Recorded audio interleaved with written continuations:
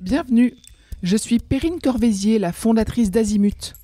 Azimut, c'est le guide des parents pour une orientation scolaire et professionnelle sur mesure avec votre enfant. Nous nous appuyons sur près de 100 spécialistes de l'orientation pour vous informer et vous conseiller. Pour découvrir l'ensemble des ressources Azimut, rendez-vous sur azimut-orientation.com. Vous pourrez notamment vous inscrire à notre newsletter. Entre novembre 2024 et janvier 2025, Azimut propose un programme de 15 webinaires destinés aux parents de futurs étudiants. Allez sur azimut-orientation.com pour le découvrir et réserver votre place gratuite. Je laisse place maintenant au contenu de cet épisode. Bonne écoute. Bonjour à tous et bienvenue. Il est 10h01, on va commencer, même s'il nous manque pour le moment un intervenant, parce que les conférences s'enchaînent à un rythme soutenu. Donc, tout d'abord, je vous souhaite la bienvenue à toutes et à tous à cette conférence qui s'appelle donc Management, économie, gestion, post-bac ou post-prépa. Et là est la question. Puisque le but de cette conférence, c'est de vous apporter des éléments d'éclairage sur les différents parcours de formation qui permettent d'accéder aux différents métiers liés à l'économie, à la gestion et au management. Et ça, j'espère, vous aidera à réfléchir pour trouver le parcours qui vous convient le mieux et aussi prochainement à formuler vos vœux sur Parcoursup. Alors, aujourd'hui, nous avons le plaisir d'accueillir Madame Valérie Melchior, qui est enseignante en marketing à l'Institut Économie-Gestion de Cergy Paris. Je lis en même temps la slide et je me rends compte que je n'avais pas la même chose sur ma fiche. J'avais une autre fonction pour vous, qui était co-directrice M1-M2, c'est ça ? Voilà. Nous avons donc Monsieur Rémi Janin, qui est professeur de... alors, c'est fou cette diapositive. C'est SES parce que moi j'avais aussi autre chose. ESH, ok. En classe prépa ECG2 au lycée Berlioz de Vincennes. Et Madame Jennifer Mallet, qui est directrice du programme Bachelor à l'IMT Business School. Alors, donc différents parcours pour arriver à des études, à des métiers de l'économie, de la gestion ou du management. Le premier parcours qu'on va évoquer ensemble, c'est le parcours universitaire, L1, L2, L3, M1, M2, voire au-delà. Et donc pour ça, je vais tout de suite passer la parole à Madame Melchior.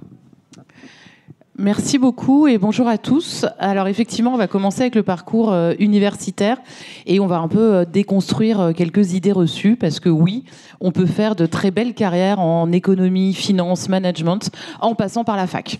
Vous verrez qu'il y a plein d'autres voies, mais c'est aussi important que vous le sachiez. Donc moi, je représente CY, qui est l'université de Cergy-Pontoise dans le 95, qui propose une offre assez large en économie et gestion.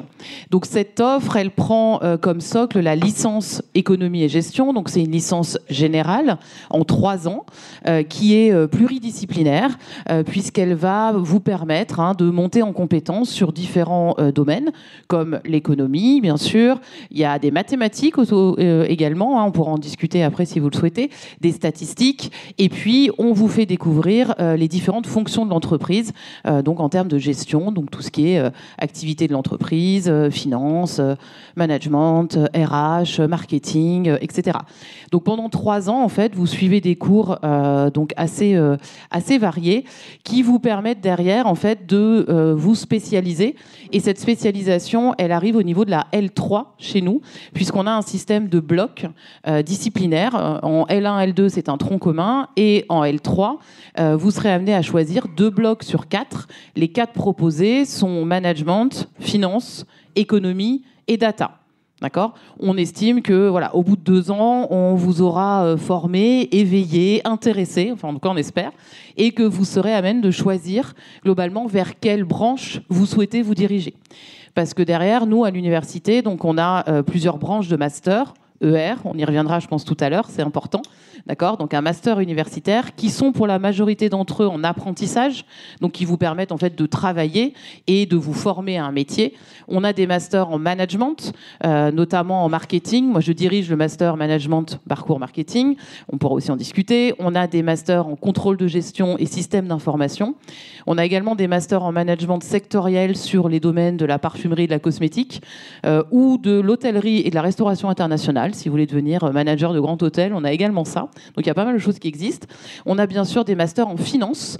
Donc finance, tout ce qui est gestion des risques financiers, pour devenir analyste financier notamment, ou des masters en économie, en entreprise et patrimoine, pardon. Et puis on a des masters en économie.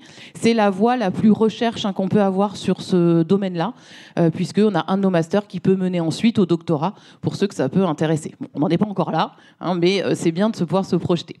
Donc voilà, donc en gros, l'université peut vous emmener également jusqu'à ces fonctions de l'économie et du management, grâce à une offre assez variée. Et puis, ce que je voulais dire également, c'est qu'on a également, en plus de la licence éco-gestion, des filières sélectives à l'université, parce que vous le savez, la licence, enfin je pense que vous le savez, ce n'est pas une filière sélective. C'est-à-dire que voilà, en gros, on est limité par notre capacité d'accueil, ça c'est vrai. Donc malheureusement, on ne peut pas accueillir tout le monde, mais on n'a pas de sélection proprement dit, comme on peut avoir dans d'autres formations. Par contre, à côté de ça, on a notamment des doubles licences, qui peut aussi intéresser certains d'entre vous qui hésitent encore entre plusieurs domaines. Et vous verrez qu'il en existe pas mal dans plein d'universités. Donc je vous invite à vous renseigner auprès des sites des universités. À CY, on propose une double licence droit, économie et gestion. Donc ça, c'est hyper intéressant. Alors, ça s'adresse à des étudiants qui ont une bonne capacité de travail. Clairement, c'est assez exigeant parce que vous faites 75% du programme de la licence de droit, 75% du programme de la licence éco-gestion. D'accord ? Donc bien sûr, c'est organisé, etc. Mais quand même, ça fait pas mal de boulot. Mais à la fin, vous avez quand même un super diplôme, un double diplôme, qui vous permet soit de vous orienter finalement sur du droit, par exemple du droit de la consommation pour devenir juriste en entreprise, ou de vous orienter vers les métiers donc de la finance, de l'économie, du management. On a également une double licence économie et gestion et langue, donc LEA, anglais-espagnol ou anglais-allemand, pour ceux qui hésitent encore à s'orienter sur des carrières plus internationales. Ça peut être un très bon parcours. Et puis, on a également 2 doubles diplômes. Un double diplôme, donc toujours associé à la licence économie et gestion, avec une école qui s'appelle CY Design. Donc ça, c'est, comme son nom l'indique, en fait, pour ceux qui sont attirés par quand même le monde de l'art, du design, du mode projet, qui vont combiner et des enseignements en éco-gestion, plus classique, et un enseignement plus original, donc à l'école de design qui s'appelle CY Design et qui est à Saint-Germain-en-Laye. Et puis, dernier double diplôme, un diplôme orienté sur la transition écologique et sociale, puisqu'on a en fait, on est la première université à faire ça, un diplôme qui vous amène en 5 ans, c'est-à-dire qu'il y a la licence éco-gestion, le master management et un diplôme universitaire qui est axé sur la transition. En fait, le gros intérêt que ça, c'est que là, vous êtes en plein Parcoursup. Dans 3 ans, vous aurez soit des concours à passer, soit une nouvelle plateforme qui s'appelle Mon Master. Voilà, avec ce diplôme-là, en fait, on vous garde pendant 5 ans, donc on vous assure que vous restez avec nous pendant 5 ans. Voilà. Ce qu'il faut aussi peut-être dire... Vous me dites, ça va. Cool. Bon, ça va. Ce qu'il faut peut-être un peu dire sur les idées reçues sur la fac, voilà, clairement, on essaye un maximum d'accompagner nos étudiants. On est sur des promotions. Alors en L1, effectivement, vous êtes assez nombreux en éco-gestion, puisqu'on est sur des promos sur la licence classique entre 3 et 400, mais on sépare en amphi, donc vous n'êtes jamais 400 dans un même amphi. D'accord. On a des secrétaires pédagogiques qui sont à votre disposition, qui vous aident, parce que c'est vrai que ça fait un petit peu, voilà, ça change un peu du lycée quand on arrive à la fac, mais en général ça se passe très bien. Et puis plus on avance, plus on retrouve un peu une ambiance de petite promo, puisque moi par exemple en master marketing, j'ai une classe de 35. Vous voyez, donc au final, on les connaît tous, on les oriente, on les aide, on les suit en entreprise.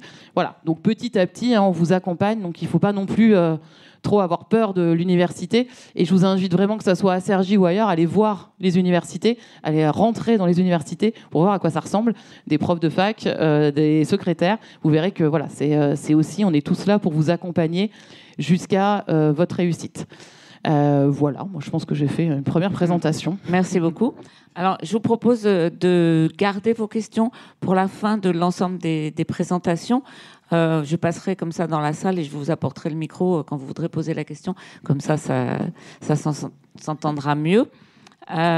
D'autre part, donc moi, je voulais juste vous présenter rapidement, adossé à l'université, des cursus sur lesquels on ne va pas s'attarder parce qu'on n'a pas de représentants de ces cursus lors de cette conférence. Donc le cursus Master en ingénierie qui est adossé à l'université Paris-Panthéon-Assas. Les IAE qui peuvent être une alternative moins onéreuse aux écoles de commerce. Si vous en êtes d'accord. Je sais pas. Je parle sous le contrôle des autres intervenants. L'Université de Paris-Dauphine qui a une place à part parce qu'elle a le statut de grande école. Et cette diapo-là, on la mettra après. Et je vais tout de suite donc passer la parole à Monsieur Janin pour nous présenter les classes préparatoires aux grandes écoles. Oui. Donc, je vais parler des classes préparatoires qu'on appelle économiques et commerciales. D'accord, vous m'entendez bien? Ouais. Donc, économique et commercial, en fait, ça recouvre plusieurs choses. Moi, j'enseigne en classe préparatoire, donc je suis prof de SES, sciences économiques et sociales, mais on appelle ça économie, sociologie, histoire contemporaine. Histoire de faire les choses compliquées, on a changé le logo. Voilà. Mais donc en prépa ECG, mais il y a aussi des prépas qu'on appelle D1, des prépas qu'on appelle D2.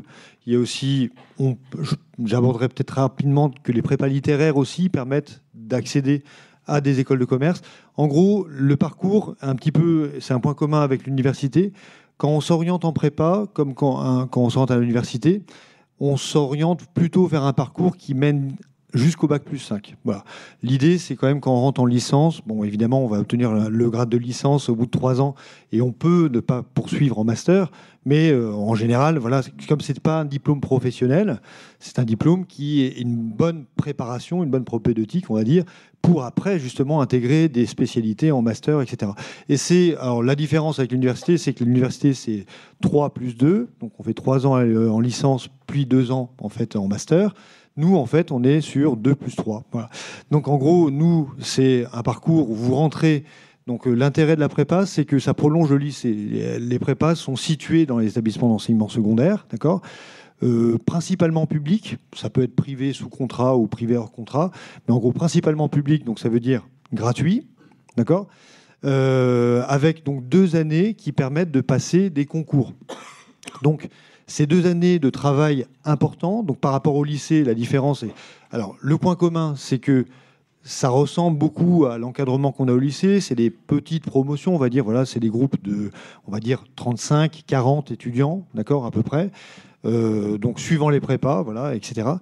Avec une organisation des enseignements qui est assez généraliste, qui est assez, on va dire, académique, c'est-à-dire qu'on n'est pas professionnalisant, on vise vraiment à doter les étudiants d'une formation initiale d'un haut niveau et avec un taux d'encadrement qui est très très élevé. Voilà, il faut savoir qu'une prépa, donc les prépas sont publiques, elles sont gratuites pour vous, d'accord, mais ça coûte à l'État 15 000 € par an, par étudiant. Voilà.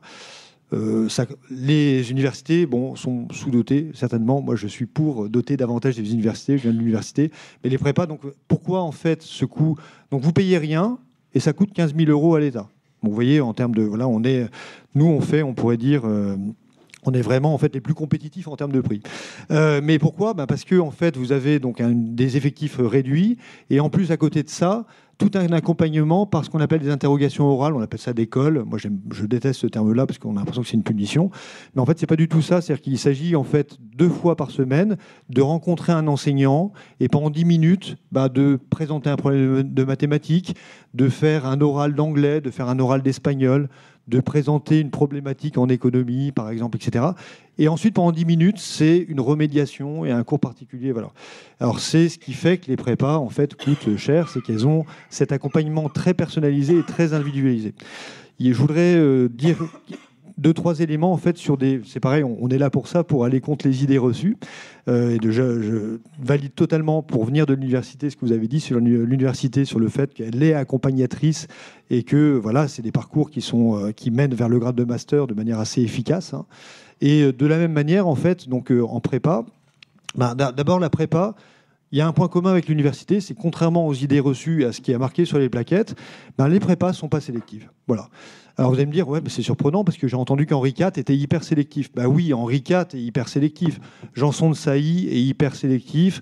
Si on prend les classes prépa d'ingénieurs, Louis le Grand est hyper sélectif. Moi, j'enseigne à Berlioz.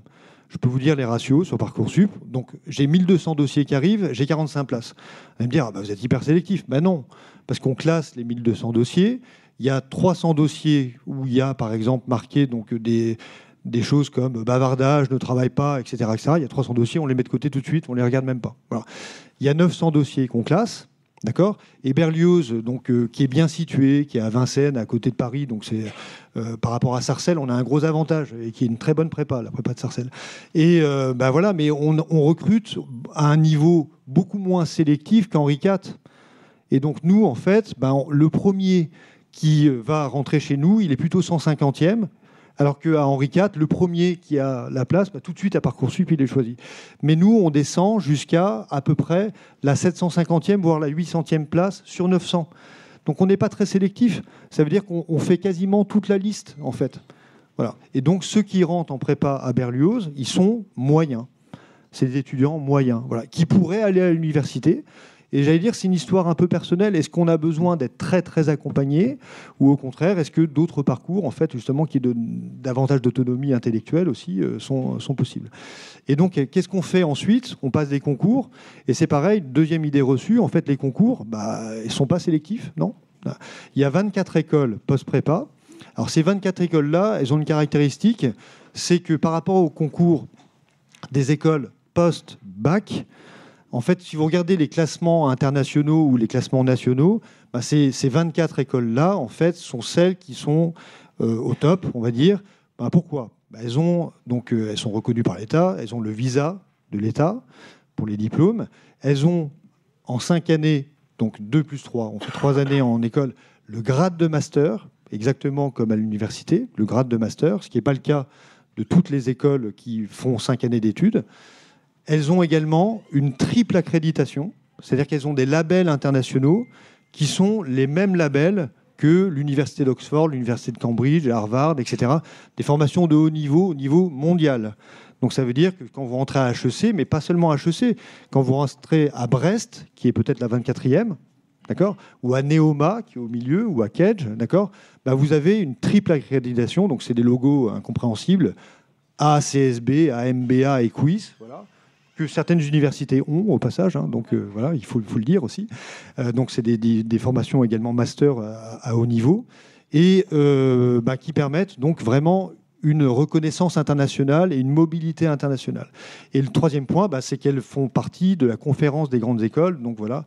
Et donc vous avez, donc c'est 1% des masters en management dans le monde qui ont cette triple accréditation. Donc la garantie de la prépa, c'est quoi ? C'est de faire 2 années d'études qui ne sont pas payantes. Bon, pour les parents, ça peut être intéressant. Pour accéder à 3 années d'études qui vont être payantes, les prix sont de plus en plus élevés. Il faut bien le reconnaître. Voilà. Moi, je ne suis pas en train de vendre les écoles. Voilà, mais derrière, les taux d'intégration sur le marché du travail et les salaires de sortie sont très élevés. Voilà. Et donc bien reconnu internationalement, etc. Le détail des parcours ensuite, vous pouvez accéder, il y a 2 sites, alors ils ne sont pas présents sur le slide, c'est pas grave, mais en gros, je vous le dis rapidement, si vous tapez infoprépa.com sur n'importe quel moteur de recherche, vous tombez sur un site qui vous donne, il est fait par les profs de prépa, vraiment tout le détail et toutes les journées portes ouvertes des classes prépa. Alors ECG, c'est économique et commercial voie générale, d'accord ? Avec donc des enseignements très très généraux, SES, mathématiques, beaucoup de mathématiques, donc il y a 8 heures de maths, il y a 8 heures de SES en gros, et ensuite le reste est très général, c'est lettres, c'est philosophie, langue 1, langue 2. Là, on accède aux mêmes écoles de commerce avec un parcours différent qui s'appelle D1 et D2, mais où il y a beaucoup moins de prépa, mais c'est des parcours assez intéressants. Pour la prépa ECG, il faut avoir fait la spécialité maths ou au minimum mathématiques complémentaires. Mais évidemment, avec mathématiques complémentaires, vous irez dans des prépas moins sélectives. Vous n'irez pas en Henri IV. C'est clair et net. Voilà. À Berlioz, on prend des mathématiques complémentaires et parfois, c'est nos têtes de classe en maths. Et oui, c'est surprenant. Pourquoi ? Parce que nous, on prend les mathématiques complémentaires, mais on prend ceux qui ont bien sûr des très bonnes notes dans le bloc littéraire. et il se balade dans le bloc littéraire, et puis il rattrape en fait en mathématiques. En fait, on peut rattraper les maths, donc il ne faut pas du tout Et ensuite, D1 et D2. D1, pour ceux qui ne vont pas à la spécialité maths, il n'y a pas de mathématiques, ou alors plutôt c'est une option. C'est une prépa éco et droit. Et alors, D1 et D2, c'est des prépas où la moitié des heures sont faites à l'université, en L1, L2, d'accord ? Donc en droit pour D1, et l'autre moitié en prépa, donc 10 heures à peu près de cours. Voilà. D2, c'est éco et gestion, d'accord ? Et c'est pareil, on peut préparer des écoles normales supérieures, mais on peut aussi intégrer des écoles de commerce ou des écoles de communication. Voilà. Et donc pour terminer, c'est bon en termes de temps ? Ouais. Les prépas littéraires, donc j'en dis 2 mots rapidement. Vous avez un deuxième site que je vous conseille, donc c'est mieux que des slides. Donc infoprépa.com, si vous allez sur le stand, d'ailleurs à côté, moi je serai à côté, on peut vous le montrer. Il y a un deuxième site pour les prépas littéraires, c'est prépalittéraire.fr. Pareil, c'est un site qui est mieux fait, moi je trouve, que celui de l'ONICEP. Sur les prépas littéraires, vous avez des prépas, donc c'est pour ceux qui ne font pas les spécialités mathématiques par exemple, qu'on appelle Cagne, Hippocagne, AL, d'accord ? Et qui permettent en fait d'intégrer des écoles normales supérieures pour faire de l'enseignement de la recherche, mais aussi d'intégrer des écoles de commerce. Il y a des places en école de commerce pour des profils littéraires avec une banque d'épreuves littéraires et il y a la prépa BL, donc qui est lettres et sciences sociales. Donc ça veut dire quoi ? C'est une prépa dans laquelle il va y avoir des maths et des SES. C'est une prépa qui est très exigeante, il n'y a pas beaucoup de place. C'est la voie royale pour faire la recherche. Si vous voulez devenir le nouveau Thomas Piketty ou Esther Duflo, prix Nobel d'économie, ils sont passés par la BL. Voilà. Et voilà, on intègre aussi des écoles de commerce et des écoles de statistique. Voilà. Merci. Merci beaucoup. Alors, je voulais juste revenir un tout petit peu en arrière avant de passer la main à Madame Mallet pour la présentation des écoles de commerce. C'était juste pour vous présenter cette slide sur les voies d'accès aux écoles de commerce, mais peut-être que vous avez prévu d'en parler. Voilà. Eh bien, je vous laisse tout de suite la parole. Alors, bonjour à toutes et à tous. Donc moi, je suis là pour vous présenter effectivement la partie, je dirais, le parcours qui va être dédié aux écoles de commerce. Donc, on peut accéder à une école de commerce pour un diplôme master, Bac+5, après un parcours universitaire, après un parcours en classe préparatoire. Et dans ces cas-là, on accède à ce que l'on appelle le programme Grande École. On va pouvoir accéder sur l'année de Bac+3, l'année de Bac+4, en fonction de ce qu'on a fait en amont, et puis accéder derrière à un parcours Bac+5. Ça peut être aussi une façon de ne pas passer par la plateforme Mon Master pour ceux que ça peut inquiéter. On entend toujours des choses, on entend toujours des choses aussi tous les ans sur Parcoursup. Je pense qu'il faut aller sortir le vrai du faux dans tout ce que l'on peut entendre dans les médias, des inquiétudes et également dédiaboliser à la fois les plateformes, mais ce qui a été dit, les concours. Ce qui va nous intéresser au niveau des écoles de commerce, c'est la diversité des profils. On part du principe qu'en entreprise, on a besoin d'une diversité de profils parce que de façon systématique, ce qui sera votre force signifie que vous avez une faiblesse par ailleurs, mais votre faiblesse, on la trouvera en force chez quelqu'un d'autre. Donc il est impératif d'avoir une diversité de profils et c'est la raison pour laquelle, effectivement, on recrute à la fois des prépas littéraires, des prépas éco, des prépas scientifiques.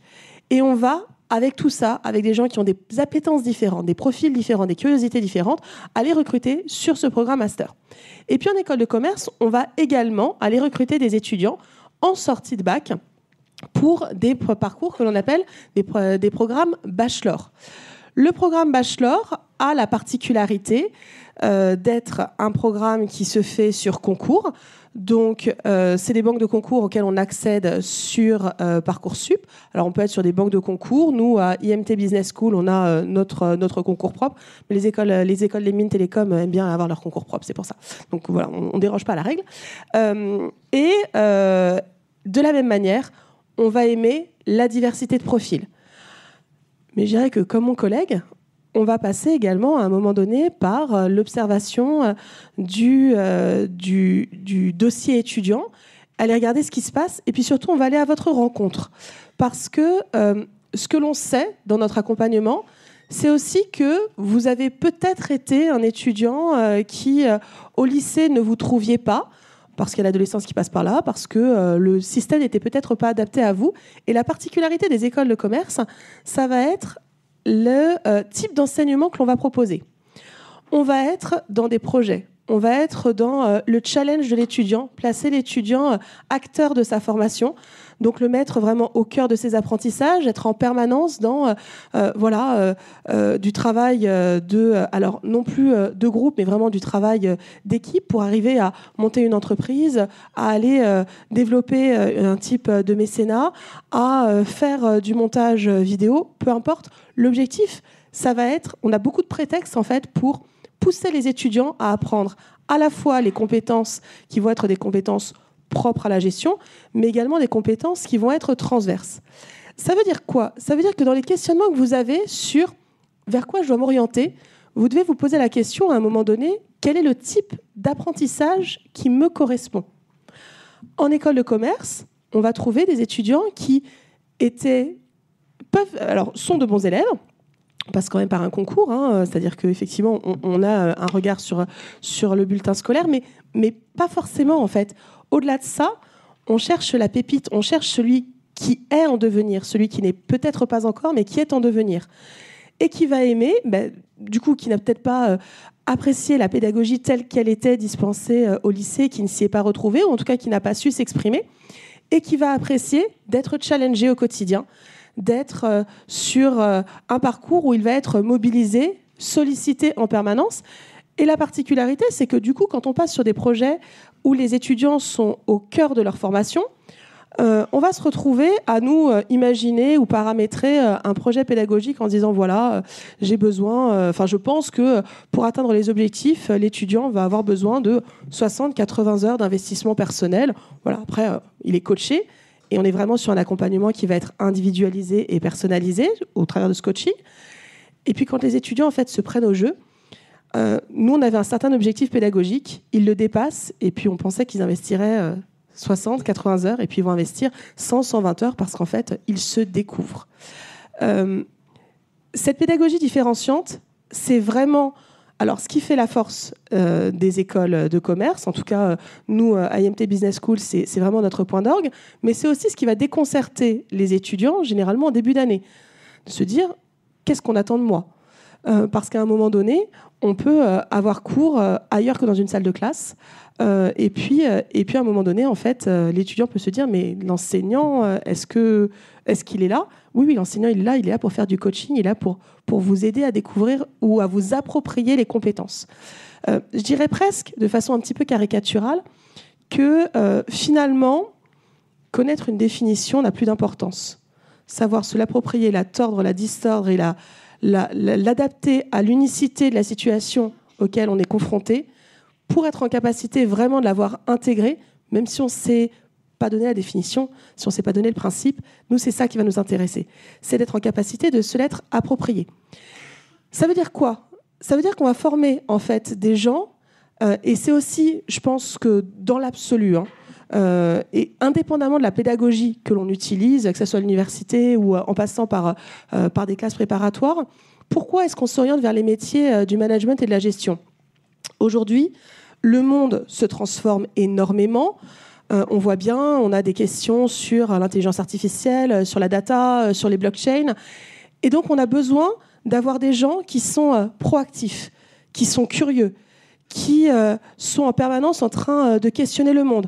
Et puis, on va, en plus, à toutes ces, thématiques d'innovation, ajouter une transformation sociétale fondamentale, des enjeux environnementaux. Donc, on va chercher vraiment des étudiants qui ont envie d'être acteurs et de se propulser. Pour arriver, du coup, à déceler ça, bien évidemment, les bulletins ne suffisent pas. Donc, on a, toute école confondue, je dirais une partie qui est peut-être un petit peu normative d'appréciation du bulletin, mais qui nous permet, quand on voit une absence répétitive ou un étudiant qui aurait un problème de comportement, des avertissements de conduite, etc., on se dit, bon, on peut ne pas être en adéquation avec le système scolaire, ça n'empêche pas d'avoir les règles et les bases de la société. Donc effectivement, on a une partie, je dirais, qui est un peu normative qui est l'étudiant initialement. Et puis surtout, en fait, on va à votre rencontre, c'est-à-dire qu'on a des entretiens de recrutement. Et là, bien évidemment, c'est le grand chamboulement. Il n'y en a pas à l'université, il n'y en a pas en classe préparatoire, c'est très propre aux écoles, mais c'est ce qui va nous permettre vraiment d'aller détecter ces étudiants en devenir, parce qu'on va chercher des étudiants qui ne se sont peut-être pas encore révélés, mais qui vont se révéler, et qui vont se révéler à eux-mêmes par le biais de pédagogies complètement innovantes. Ces entretiens, je tiens quand même à dédramatiser, parce que c'est l'étape qui peut faire peur. On est quelques écoles, nous à IMT Business School on le fait, on prépare les étudiants aux entretiens. L'entretien n'a pas pour but de vous inventer une vie, mais bien d'aller à votre rencontre, de savoir si pendant les 3 années que vous passerez chez nous, vous vous épanouirez chez nous, et si on sera fiers que vous portiez haut nos couleurs et notre diplôme tout le reste de votre vie.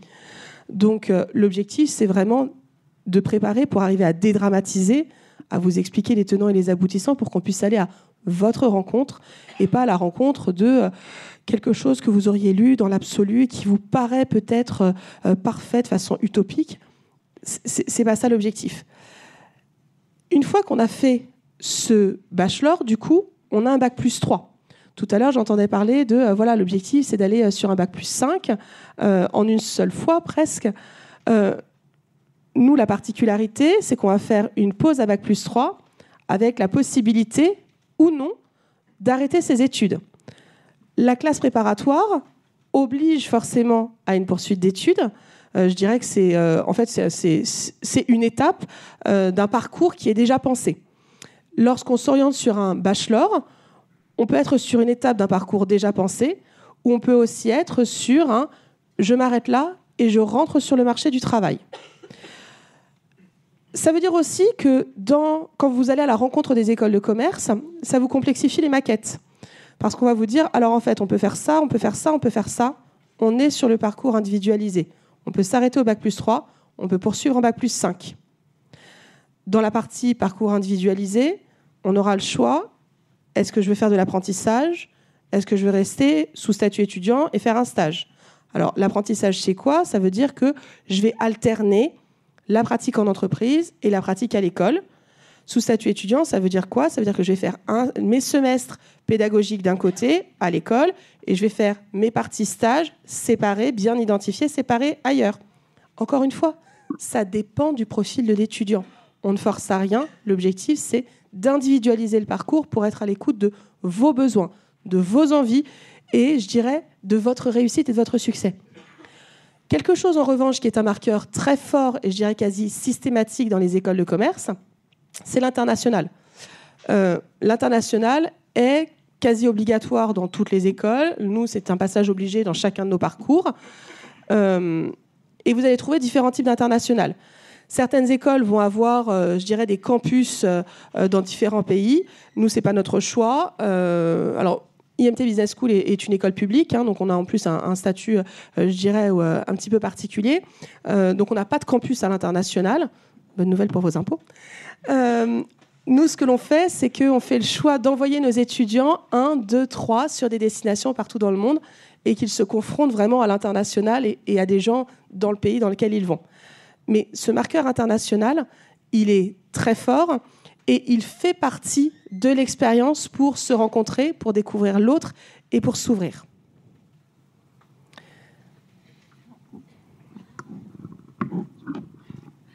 Merci beaucoup. Donc, il nous reste une dizaine de minutes et donc je vous propose d'en profiter pour poser toutes les questions que vous souhaitez à nos 3 intervenants. Des questions ? Je vous apporte le micro si vous voulez poser votre question. Soyez pas timide. Tout était clair, vous savez tout. Alors, le temps que les questions se débloquent, je pense qu'on l'a évoqué brièvement avant, et en fait, on a perdu la diapositive. Madame Bouillon la cherchait. Il y a quand même quelque chose, je pense qu'il faut clarifier, parce qu'on en a parlé juste avant. Dans le bagage ou le paysage des diplômes, vous avez parlé des accréditations, voilà, les grades. Il y a différents types de reconnaissance des établissements. Et ça, je pense qu'effectivement, c'est quelque chose de très important. On l'a évoqué tout à l'heure. La reconnaissance française, elle passe par différentes reconnaissances. La certification France Compétences, c'est des certifications par le ministère du Travail. C'est une reconnaissance par le ministère du Travail d'un certain niveau qualitatif et de compétences à l'issue du diplôme. Et puis, on a des visas et des certifications qui sont données par le ministère de l'Enseignement supérieur et de la Recherche. C'est le petit logo hexagonal. Alors, on peut avoir le diplôme visé, ou quand il y a plein de textes dans le logo, c'est diplôme conférant grade de licence ou master, contrôlé par l'État. Un diplôme visé, c'est bien. Un diplôme gradé, c'est un passeport pour travailler ou poursuivre ses études en France ou à l'international. Et peut-être pour compléter, en termes d'enseignement, on est assez contrôlé par le ministère de l'Enseignement supérieur. Voilà, on doit passer régulièrement ces accréditations, donc ces gros dossiers, on vous passe les détails. Mais ça veut quand même dire qu'il y a un œil sur la qualité de l'enseignement. D'accord ? Et notamment par qui réalise ces enseignements. Voilà, notamment dans des grades master ER, je précise. Il est indispensable d'avoir à minima la moitié des enseignements par des enseignants-chercheurs. Ce qui veut dire qu'on alterne aussi avec des professionnels, et c'est important d'avoir des enseignants professionnels, comme vous l'avez tout à fait indiqué. Mais voilà, il faut quand même qu'il y ait un socle de connaissances aussi qui puisse être acquis tout au long de vos études. Donc faites attention à ça, parce que c'est vrai que c'est un peu la jungle, c'est un peu compliqué de s'y retrouver, même nous on s'y perd. Donc j'imagine que pour vous c'est compliqué. Mais voilà, visez bien, c'est pour ça que ces petits logos sont importants. Oui. Et pour compléter, donc attention, parce que c'est vrai que donc c'est un peu la jungle, c'est devenu la jungle. Ça l'était beaucoup moins avant. Donc les bachelors n'ont pas tous le grade de licence, donc il faut bien regarder, d'accord. Et pareil, les formations à bac plus 5, y compris celles de certains concours post-bac, n'ont pas. Donc vous faites 5 années, d'accord. Vous payez pendant 5 ans au lieu de payer pendant 3 ans après une prépa. Et en fait, non, il n'y a pas le grade de master. Et donc, ça veut dire le grade de master ou le grade de licence, ça veut dire quoi ? Le terme technique, on appelle ça des ECTS, des équivalents des crédits européens, qui vous permettent, en fait, pour chaque semestre que vous passez dans un enseignement, d'acquérir donc 30 crédits par semestre. Donc, ça veut dire 60 par année. Donc, 3 années, une licence, c'est 180. Un bachelor avec le grade de licence, c'est 180 ECTS. Et un master, forcément, donc c'est 180 plus 120, donc ça nous fait 300. D'accord ? Et c'est important parce que c'est pour les poursuites éventuelles d'études. D'ailleurs, il peut y avoir des parcours internationaux. Alors, j'allais dire, le parcours international, il faut quand même donc des compétences en langue assez fortes. D'accord ? Et c'est vrai que c'est là où le parcours en classe prépa, il peut se distinguer un petit peu parce que c'est vrai que vous avez un encadrement très très fort. Alors c'est vrai aussi peut-être à l'université, sur les langues, et avec vraiment la possibilité de monter son niveau initial de terminale sur 2 années avec un taux d'encadrement important. Pour terminer, donc en poste, donc vous avez les concours Sésame par exemple, etc. Donc attention parce que certaines écoles, je prends l'exemple de Neoma, d'accord ? Il n'y a personne de Neoma dans la salle, ok. Le parcours grande école Neoma accessible post-prépa, c'est pas celui auquel vous accédez après le concours Sésame, je crois. Vous accédez au parcours, il n'a pas le même nom. Il s'appelle TEMA. Il n'a pas le grade de master. D'accord ? Donc c'est un des seuls dans ce concours-là qui n'a pas le grade de master. Mais alors, il y a un site, donc c'est le 3e site que j'ai, vous voyez, je suis un geek, un site où vous pouvez savoir si une formation a le grade de licence ou de master. C'est le CEFDG. Vous tapez ça, vous tombez dessus. Le CEFDG, désolé, c'est encore un sigle. CEFDG, voilà. Et donc vous tombez dessus, c'est la commission d'évaluation des formations, des diplômes de gestion. Voilà. Et là, vous mettez le nom de l'école, vous verrez toutes les écoles, IMT par exemple, a des parcours grande école, haute, bachelor, etc. Neoma a plusieurs types de parcours, et certains ont le grade, d'autres n'ont pas le grade. Voilà. Moi, je vous déconseille d'aller dans les parcours qui n'ont pas le grade. Ça, c'est sans langue de bois. Voilà. Et attention à l'orthographe.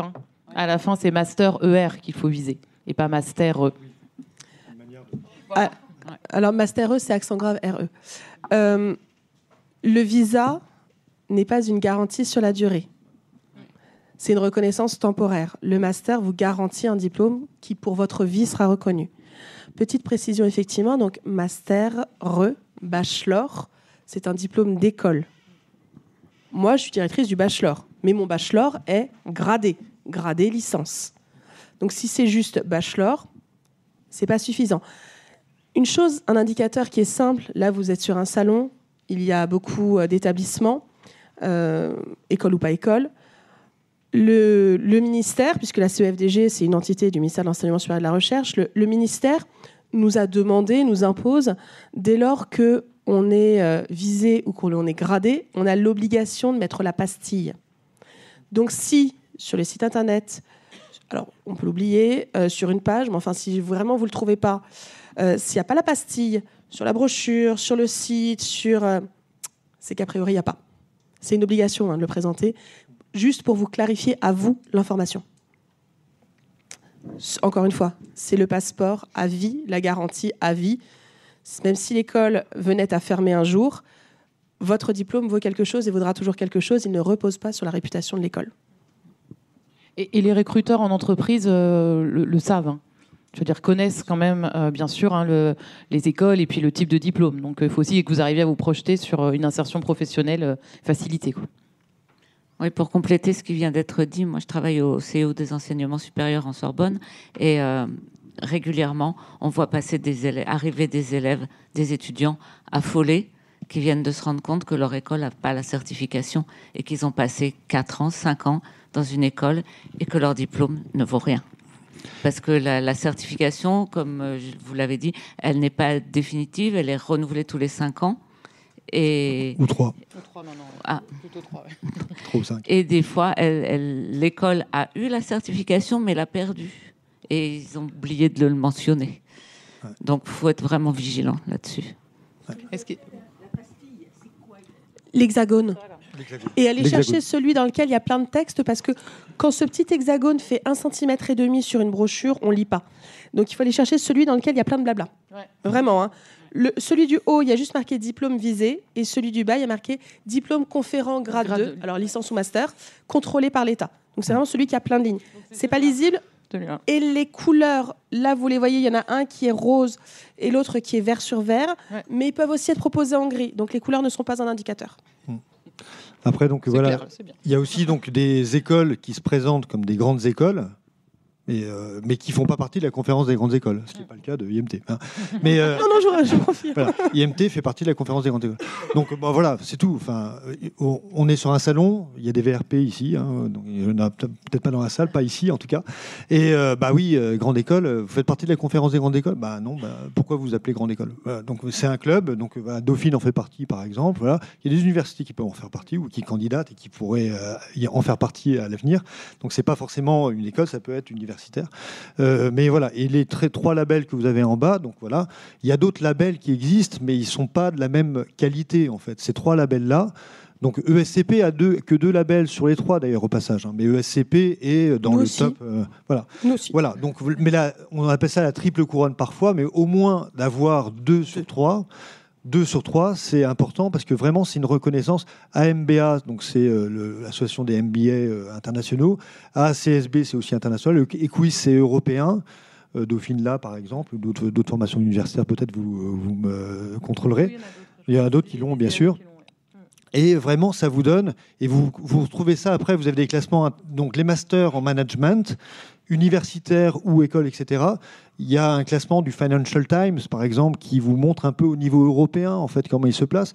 Les masters français sont bons, hein, globalement. HEC est souvent premier ou deuxième, d'accord, etc. Mais vous voyez que vraiment, il y a un lien entre ces labels-là et le classement qui repose sur plein de critères. Hein. Donc, il repose sur des salaires de sortie, sur la composition du corps professoral. Donc, est-ce qu'il y a des enseignants-chercheurs, des gens qui ont un doctorat ? Est-ce qu'il y a un contenu de l'enseignement en langue étrangère, mais par des gens qui le parlent vraiment, quoi. Parce que moi, si je fais le cours en anglais, ça ne sera pas terrible. Voilà, donc je vous le dis, etc., etc. Est-ce qu'il y a des semestres à l'étranger, mais dans quelles conditions, etc., etc. Et donc ça... Oui. J'ai une petite question, en fait. Pouvez-vous me donner une idée je ne connais pas tellement... Enfin, mon fils s'intéresse aux écoles de commerce, chose que je ne connais pas du tout. Enfin, je commence à m'intéresser. Et donc, j'ai vu toutes ces grandes écoles proposent maintenant... enfin, pas toutes, mais il y en a certaines qui proposent des bachelors qui sont assez chers, très cotés, il paraît. Et donc, pour moi, la question, c'est...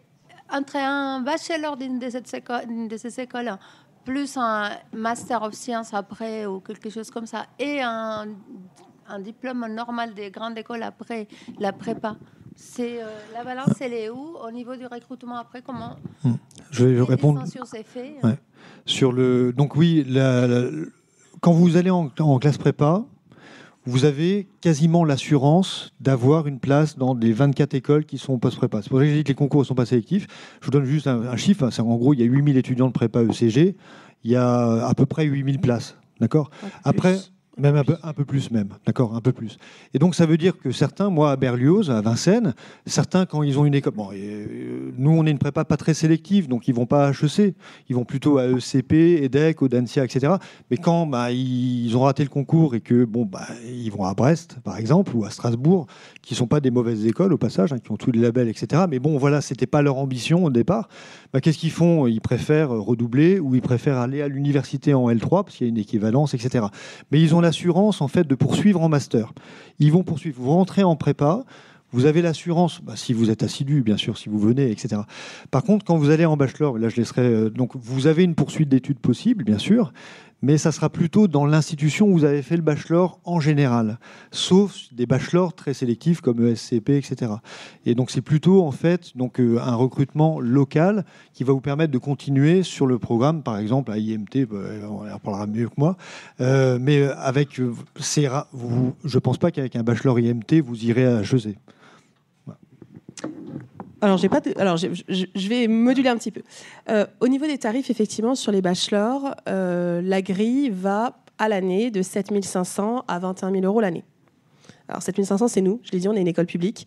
D'où le tarif. On vous a parlé tout à l'heure du coût d'un étudiant à l'année. Voilà. Notre statut d'école publique nous permet ce tarif-là, bien évidemment, tout en ayant un accompagnement de tout petit groupe et du coaching. Alors, tout petit groupe, c'est 25 étudiants et du coaching à 1, 2, 3, 4. Lorsque l'on va sur un bachelor, la question, c'est de se laisser finalement une forme de flexibilité. À l'issue du bac+3, moi, j'ai environ 80% des étudiants qui poursuivent leurs études, 20% qui rentrent sur le marché du travail. Sur les 20%, j'ai les trois quarts qui rentrent dans l'entrepreneuriat.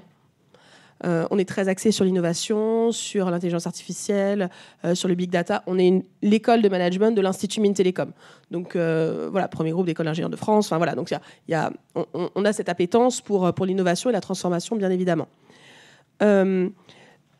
Sur les 80% qui poursuivent, j'ai la moitié qui font le choix de rester chez nous. Alors pour le coup, on est sur un choix en fait, par rapport à je dirais un affect de l'école, voilà.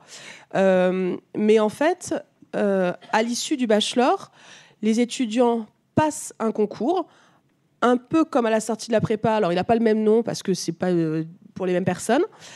À la sortie de la prépa, on fait 2 années de prépa, on va faire ce qu'on appelle le programme grande école, donc les années 3, 4, 5 je dirais, du parcours d'études post-bac. Donc, ce qui amène au programme, à un diplôme bac+5. Lorsqu'on a fait un bachelor, on a fait année 1, 2, 3. Le programme grande école, c'est année 3, 4, 5. On ne refait pas la 3e année. Donc, on fait le bachelor 1, 2, 3 et on candidate pour entrer dans le programme grande école directement en année 4. Donc, master 1, master 2. Et là, je dirais que on accède finalement aux mêmes écoles. Alors effectivement, j'en ai pas qui candidatent à HEC, mais alors moi, j'en ai pas qui candidatent à HEC. Mais les bachelors, en fait, on a beaucoup d'exemples. Donc bachelor ESCP par exemple, qui est très coté, etc. Mais bon, après, en fait, ils sortent au bout de 3 ans de SCP, puis les autres, ils restent 5 ans, et eux, ils sortent avec un master. ESCP. Le master ESCP, c'est pas le bachelor ESCP. Ouais. Sur le marché du travail, c'est pas la même chose. Et donc, il faut savoir, oui, c'est vrai que le bachelor permet en fait un parcours en 3 ans. Et après, il y a ce choix de poursuivre ou pas. Les opportunités sont moins importantes que sur une licence d'universitaire, par exemple, où là, vous allez pouvoir intégrer tous les masters universitaires, bien sûr, de France et qui sont tous plus ou moins des à côté. écoles, parce qu'on en a quand même pas mal qui derrière candidatent et sont pris dans des écoles de commerce. Voilà. Et le bachelor. En fait, il y a un va-et-vient entre vous et nous. Oui, oui. Voilà. Oui, en fait, c'est un choix. Ils font le bachelor là, ils partent là, ou ils font la licence et puis, à l'université, ils viennent chez nous. Les masters universitaires deviennent. Bon, il y a aussi des problèmes de capacité. Donc sur mon master, etc. Beaucoup d'étudiants quelques étudiants de licence n'ont pas de place en master. Et en fait, c'est vrai que c'est les licences universitaires qui sont un peu prioritaires par rapport à ça. Parce que c'est vrai que quand même, on évalue. Il y a un parcours académique. Il y a une cohérence en fait, si vous voulez, dans les maquettes de licence par rapport aux maquettes de master. Et cette cohérence-là, on l'a moins entre le bachelor en général et le master universitaire. Juste une précision, c'est vrai que je m'occupe du recrutement pour le master management donc de CY, donc sur la plateforme en master, et en gros les dossiers qu'on sélectionne, c'est ceux qui ont fait des licences universitaires effectivement, ou classe prépa et L3, parce qu'on a aussi ce parcours-là. Voilà, donc c'est vrai que il y a assez de va-et-vient. En fait, il y a du choix, donc ça c'est plutôt une bonne nouvelle pour vous. Après, à vous de voir si vous êtes intéressé par des pédagogies innovantes, et ça peut être très chouette en post-bac. Si vous avez envie d'être plutôt encore dans l'ambiance un peu lycée pour la classe prépa, ou si vous voulez faire le grand saut de la fac à l'université. Voilà, donc c'est un peu et je pense que ces 3 parcours mènent globalement au même métier, au même type d'entreprise. Donc ça, c'est plutôt une bonne nouvelle pour peut-être arriver à la conclusion. Oui, il va falloir conclure maintenant, puisqu'il y a une conférence qui suit dans 10 minutes. Donc merci beaucoup à nos 3 intervenants et merci à vous de nous avoir écoutés. Et bon salon. Je vous retiens quelques instants. Vous écoutez peut-être sur Apple, ou sur Spotify, ou sur Deezer, ou sur une autre application de podcast. Je voulais m'assurer que vous connaissiez l'existence de notre site azimut-orientation.com.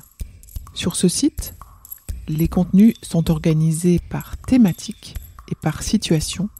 Ceux qui connaissent adorent et utilisent notre moteur de recherche, ce qui leur permet d'aller chercher directement le bon contenu qui correspond à leurs problématiques. Je vous encourage à vous y connecter et n'oubliez pas de vous inscrire à notre newsletter.